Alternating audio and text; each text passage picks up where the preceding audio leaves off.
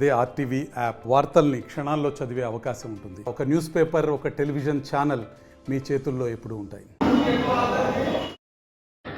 నా పేరు పాలకుర్తి తిక్కారెడ్డి.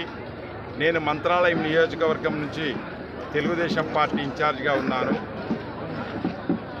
నేనే ఇక్కడ క్యాండిడేటు అని చెప్పి ప్రజలు కార్యకర్తలు భావించారు. అయితే నిన్న ఊహించనటువంటిగా మా పార్టీ లిస్టులో ఒక వైఎస్ఆర్సీపీ కోవర్టుకు టికెట్ ఇవ్వడం జరిగింది. దానివల్ల ప్రజలు కార్యకర్తలు మమేకమై ఈరోజు మేము ఆత్మీయ సమ్మేళనం చేస్తే కొన్ని వేలాది మంది కార్యకర్తలు 4 మండలాల నుంచి వచ్చారు.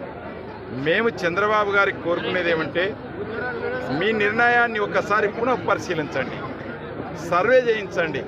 మేము గెలుస్తామంటేనే మాకు టికెట్ ఇవ్వండి.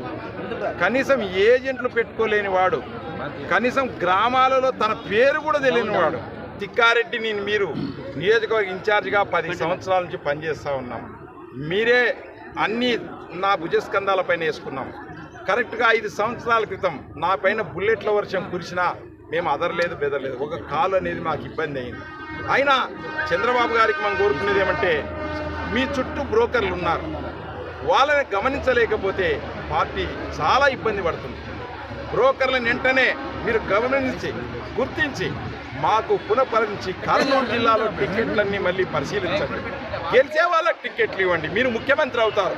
మీరు ముఖ్యమంత్రి కావాల్సిన అవసరం ఈ రాష్ట్రానికి ఎంతైనా ఉంది.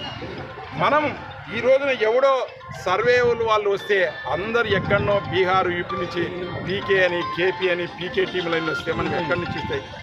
ఎవడు వీళ్ళు 50,000 5 లక్షలకు అమ్ముడు పోయేటోళ్ళు వీళ్ళు మనకు మీకు చెప్పేది, మా చరిత్ర రాసేది, మా రాత రాసేది ఎవడు? ఈ రాబిన్ శర్మ. అందరూ డబ్బులు కమ్ముడు పోతా ఉన్నారు. నేను నా సాక్ష్యాలతో సహా మీ దగ్గరకు వస్తా. నీకు ఎవరిని కావాలంటే వాడిని ఇట్లన్నా రాస్తారు, అట్లన్నా రాస్తారు. ఎవడో ఎక్కడి నుంచి వచ్చేవాళ్ళు మా రాజకీయ నేతల తలరాతలు రాస్తే మళ్ళీ ప్రజలు మన రాతలు ఎట్లా రాస్తారు? మీరు ఆలోచించేయండి. కాబట్టి లోకేష్ గారికి, చంద్రబాబు గారికి ఎవరో ఈ బ్రోకర్లు గుర్తించి మళ్ళీ మీరు పునఃపరిశీలించి మనం అధికారంలోకి రావాలి.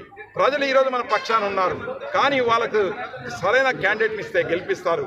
కాబట్టి మంత్రాలయం నియోజకవర్గంలో నా అభ్యర్థిత్వాన్ని పునఃపరిశీలించండి అని చెప్పి 237 బూతుల నుంచి 4 మండలాల నుంచి మొత్తం 100 గ్రామాల నుంచి మేము మిమ్మల్ని కోరుకుంటాం. మరిన్ని వీడియోస్ కోసం ఛానల్ ని సబ్స్క్రైబ్ చేయండి. లేటెస్ట్ అప్డేట్స్ కోసం వాట్సాప్ ఛానల్ ని ఫాలో చేయండి.